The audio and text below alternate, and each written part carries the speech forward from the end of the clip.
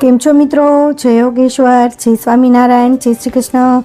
હું છું શિલ્પા અને શિલ્પાસ કિચન રેસિપીસમાં તમારું સ્વાગત કરું છું. આવું છે ને તમારે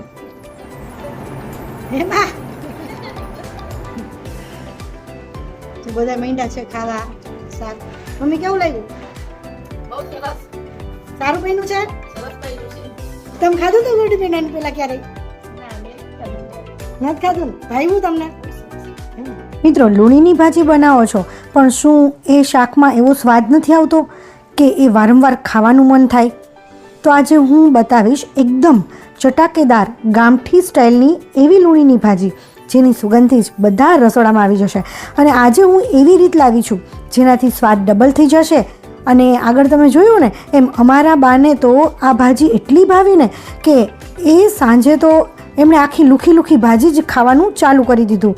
તો ચાલો આવી આપણે ચટાકેદાર લૂણીની ભાજીની રેસીપી ફટાફટ જોઈ લે. એ પહેલાં મારે તમને એક વાત કહેવાની છે કે જો તમે મારી ચેનલને હજી સુધી સબસ્ક્રાઈબ નથી કર્યું ને તો સબસ્ક્રાઈબ કરી લેજો, કેમ કે આવા જ નવા વિડીયો હું લાવતી રહું છું. અને બાજુમાં જે બેલ આવે ને એને પણ ઓન કરી દેજો જેથી નવા વિડીયોની નોટિફિકેશન આવે અને નવો વિડીયો તમે તરત જોઈ શકો. અને હા, વિડીયો કેવો લાગ્યો ને એ મને કમેન્ટમાં કહેજો. જો વિડીયો તમને થોડો પણ ઉપયોગી લાગે તો બીજા સાથે શેર જરૂર કરજો જેથી એમને પણ ઉપયોગી બની શકે. તો ચાલો બનાવવાનું શરૂ કરીએ.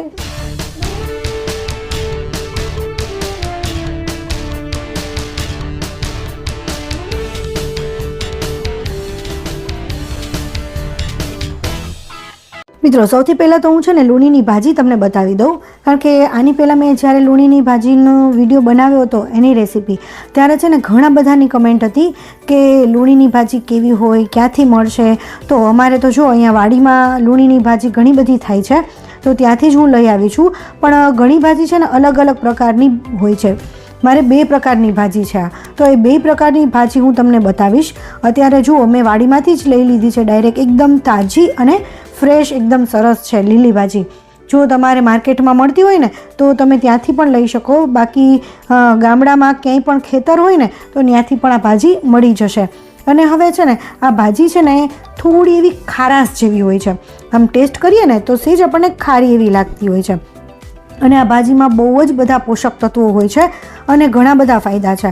તો આ ભાજીને આપણે આ પાન ખાલી આપણે તોડી લેવાના છે અને એની જે દાંડલી છે એ આપણે નહીં લઈએ, આવી રીતે ખાલી પાન. અને ઉપરના જે બી માટેનો પાર્ટ છે ને એ પાર્ટ પણ આપણે લઈ લેશું. અમુક જો બી નીકળી જતા હોય તો કાઢી નાખીશું. તો આવી રીતે મેં બધા જ પાન અલગ કરી લીધા છે. તો આ 2 પ્રકારની મેં ભાજી કીધી ને, તો આવી રીતે 2 પ્રકારની ભાજી છે. જો આ ભાજીને છે ને થોડા પાન મોટા છે. ઘણા લોકોની મને કમેન્ટ હતી કે આ લૂણીની ભાજી નથી, તો આમાં છે ને ઘણી વખત ઉપર પીળા ફૂલ પણ આવતા હોય છે અને એની અંદર કાળા બી પણ હોય છે. તો હવે આ ભાજી અલગ અલગ પ્રકારની હોય છે. તો હવે ભાજી બનાવવાનું સ્ટાર્ટ કરીએ. અહીંયા મેં માંડવીના દાણા લીધા છે, કે જે ઘણા બધા લોકો મગફળીના દાણા કહે છે, ઘણા લોકો શિંગદાણા પણ કહેતા હોય છે. તમે શું કહો છો ને એ મને કહેજો. હવે અહીંયા મેં 1 વાટકી સિંગદાણા લીધા છે અને એને આપણે મિક્સર જારની અંદર ક્રશ કરી લઈશું. અને આને છે ને આપણે નોર્મલ ક્રશ કરીશું, બહુ વધારે સાવ ભૂકો થાય ને ત્યાં સુધી આપણે નહીં ક્રશ કરીએ. જુઓ, અહીંયા હું તમને બતાવું, થોડું એવું અધકચરું રાખવાનું છે. આવો કરકરો ભૂકો હોય ને ત્યાં સુધી જ આપણે એને ક્રશ કરવાનું છે, નહીંતર એ ચિકાસ પકડી લેશે અને માંડવીના દાણામાંથી થોડું તેલ પણ છૂટું પડશે. તો અહીંયા જે માપથી આપણે માંડવીના દાણા લીધા હતા એ જ માપથી આપણે સેવ લઈ લેવાની છે અને સેવને પણ આપણે ક્રશ કરી લઈશું. તો એને આપણે અધકચરી જ ક્રશ કરવાની છે, એને પણ બહુ વધારે પડતી ક્રશ નહીં કરીએ. જુઓ, અહીંયા હું તમને બતાવી દઉં, સેવ છે એ દાણેદાર ક્રશ કરવાની છે.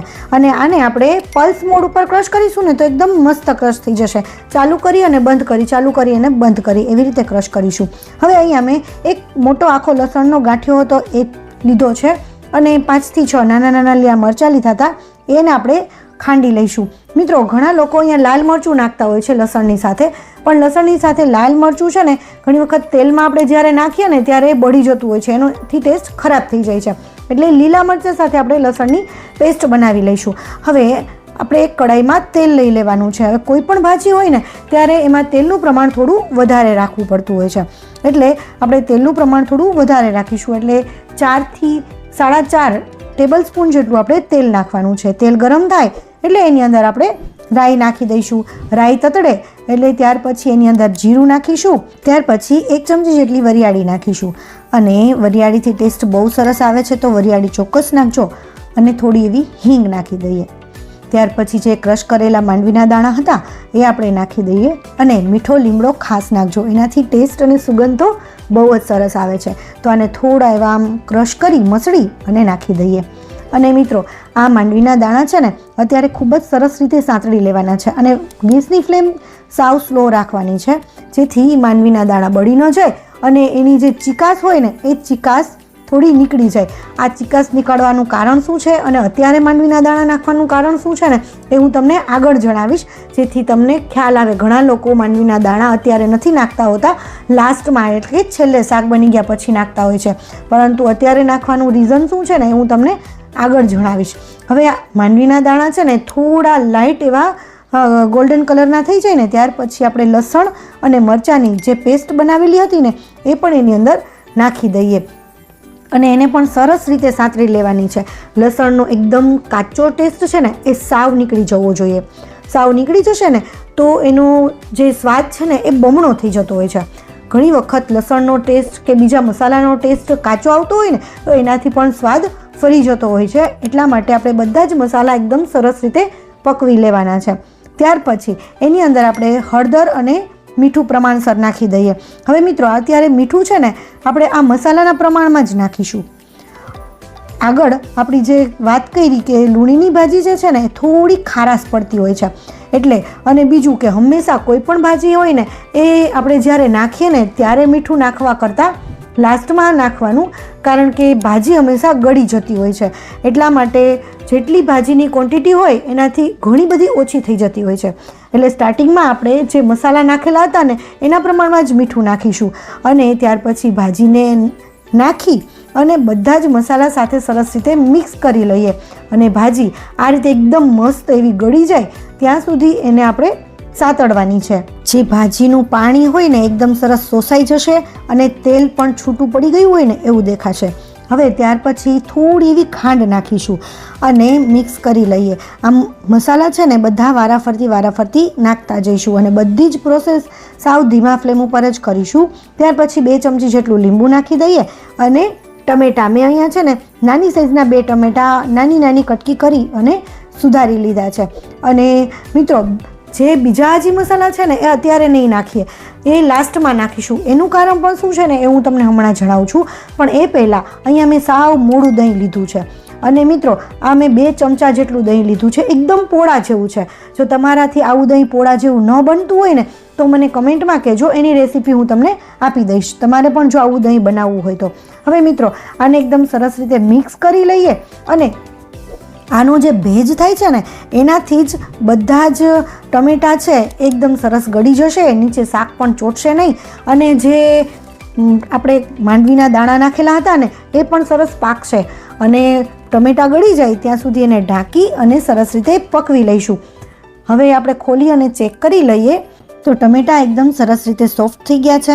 અને મિત્રો જરૂર લાગે ને તો વચ્ચે વચ્ચે હલાવતું રહેવું, ઢાંકી અને પાછું ફરીથી હલાવી લેવું અને ફરીથી ઢાંકી અને પાકવા દેવું. હવે મિત્રો એની અંદર આપણે બીજા મસાલા હવે નાખીશું. હવે લાલ મરચું પાવડર અને ધાણા જીરું પાવડર નાખીશું. તમારા ટેસ્ટ પ્રમાણે નાખીશું અને ધાણા જીરું પાવડર થોડું એવું વધારે નાખીશું. હવે મિત્રો જો આ મસાલા છે ને આપણે જો વહેલા નાખી દીધા હોય ને તો શું થશે કે જે ભેજના કારણે એટલે કે જે પ્રવાહી એટલે જે દહીં છે અને ટમેટાં છે એના ભેજના કારણે બીજું બધું સરસ રીતે પાકવું જોઈએ ને એ પાકશે નહીં અને ધાણા જીરું અને મરચું છે ને એ બધો જ એનો ભેજ શોષી લેશે. એટલા માટે મરચું અને ધાણા જીરું હંમેશા આપણે છેલ્લે નાખીશું. હવે મિત્રો આપણે 1 જ ગ્લાસ પાણી નાખીશું, બહુ વધારે પાણી નહીં નાખીએ. અને ત્યાર પછી એની અંદર આપણે જે સેવ ક્રશ કરેલી હતી ને એ નાખીશું. પણ સેવ ક્રશ કરેલી નાખવાની પણ એક રીત છે, આ રીતે ફેલાવી દેવાની છે અને બહુ મિક્સ નહીં કરવાની, એને સેજ પાણીવાળી જ કરી લેવાની. આ રીતે જે પાણી નાખ્યું ને એમાં સેજ પાણીવાળી જ કરવાની. બહુ વધારે જો મિક્સ કરી દેશું ને તો આપણું જે શાક છે ને એ ચીકણું બને છે અને આને ઢાંકી અને સેવ પણ સોફ્ટ થઈ જશે અને થોડું પાકી પણ જશે. તો આ રીતે લગભગ મેં ધીમા ફ્લેમ ઉપર 10 મિનિટ પકવી લીધું છે અને ત્યાર પછી એ સેવને મિક્સ કરી લઈશું. હવે મિત્રો જો તમને થોડું વધારે રસાવાળું ફાવતું હોય ને તો આ રસો આપણે બેસ્ટ છે. એકદમ મસ્ત પરફેક્ટ આપણી રેસીપી બનીને તૈયાર થઈ ગઈ છે, પરંતુ છતાંય મિક્સ કર્યા પછી છે ને આપણે 1 મિનિટ સુધી પકવીશું. અને જો તમને થોડું ઓછું રસાવાળું ફાવતું હોય એકદમ તો થોડું એને વધારે પકવવું. અમને થોડું ઓછું રસાવાળું કોઈ પણ ભાજી છે તો અમને ઓછી રસાવાળી ફાવે છે, તો હું થોડું વધારે પકવું છું. આ રીતે આ ભાજી બનાવીને એક વખત ખાશો ને તો આ એટલી દાઢે રહી જશે ને કે તમે દર વખતે એમ જ કહેશો કે બીજી ભાજી કરતાં લૂણીની ભાજી બનાવો, બહુ મસ્ત બને છે અને એ જ ખાવાનું વધારે પસંદ કરશો. તો આના ફાયદા પણ ઘણા બધા છે. એના ફાયદા વિશે જો તમારે જાણવું હોય તો એ હું પછી ચર્ચા કરશું આપણે. પરંતુ મિત્રો, અત્યારે એક વાત જાણવાની છે મારે તમારી પાસેથી કે તમે કયા ગામથી કે કયા સિટીથી મારા વિડીયો જુઓ છો ને એ મને કમેન્ટમાં કહેજો, કારણ કે મારા વ્યુઅર્સ મારા વિડીયો ક્યાં ક્યાંથી જુએ છે ને એ મને પણ ખ્યાલ આવે. તો મિત્રો, આ રેસીપી જો તમને થોડી પણ ઉપયોગી બની હોય ને તો બીજા સાથે શેર જરૂર કરજો, તમારા ફેમિલી મેમ્બર કે ફ્રેન્ડ સર્કલ સાથે, જેથી એમને પણ ઉપયોગી બની શકે. અને મિત્રો, આવી જ નવી નવી રેસીપીઓ જોવા માટે જો તમે મારી ચેનલને હજી સુધી સબસ્ક્રાઈબ ના કર્યું હોય ને તો સબસ્ક્રાઈબ કરી લેજો. Thank you for watching. નવી રેસીપી અને નવા વિડીયો સાથે આપણે ફરીથી મળીશું. ત્યાં સુધી બાય બાય.